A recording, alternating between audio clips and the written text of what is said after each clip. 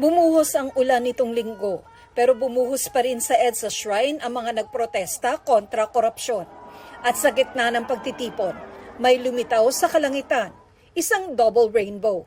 Namangharian ang mga nakakita mula sa iba't ibang bahagi ng Metro Manila.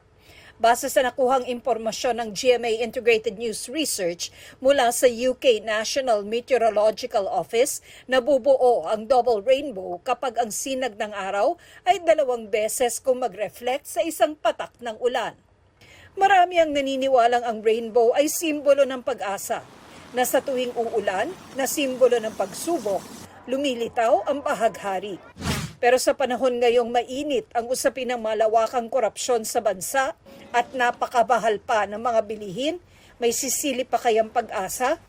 Ayon nga sa Department of Economy, Planning and Development o DepDev, inaasahang hindi maaabot ng Pilipinas ang economic growth target nito sa ikatlong sunod na taon ngayong 2025. Dahil daw ito sa isyu ng katiwalian na nagpababa ng kumpiyansa ng mga investor maging ng consumers.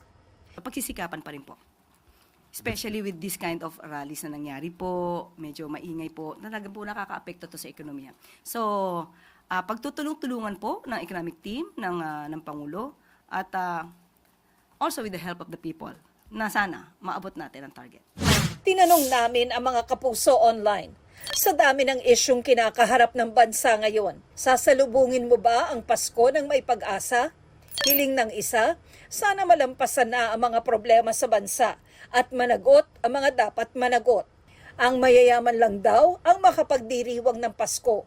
Paano naman daw ang mahihirap?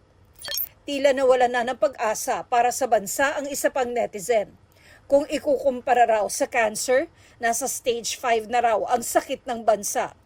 Pero may mga nananatiling positibo ang pananaw, gaya ng isang netizen na nagsabing ang buhay ay laging mayroong pag-asa. Gumawa pa rin daw ng mabuti at kapalaran na raw ang bahala sa mga taong masasama. Sabi ng isa pang netizen, hindi hadlang sa pagdiriwang ng Pasko ang mga kurakot. Kahit kapos, magiging masaya pa rin daw, basta kasama ang pamilya.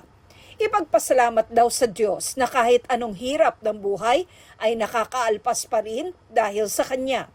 Sabi rin ng isa pa, anumang issue ang dumating sa bansa, hindi nito mapipigilan ang sambayan ng Pilipino na ipagdiwang ang matagal ng tradisyon ng Kapaskuhan. Huli or makulong yung mga sangkot sa korupsyon.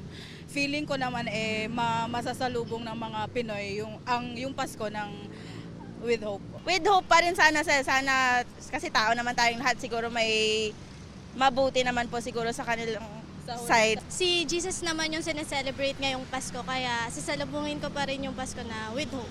Para sa GMA Integrated News, ako si Tina Panganiban Perez, ang inyong saksi. Mga kapuso, maging una sa saksi. Mag-subscribe sa GMA Integrated News sa YouTube para sa iba't ibang balita.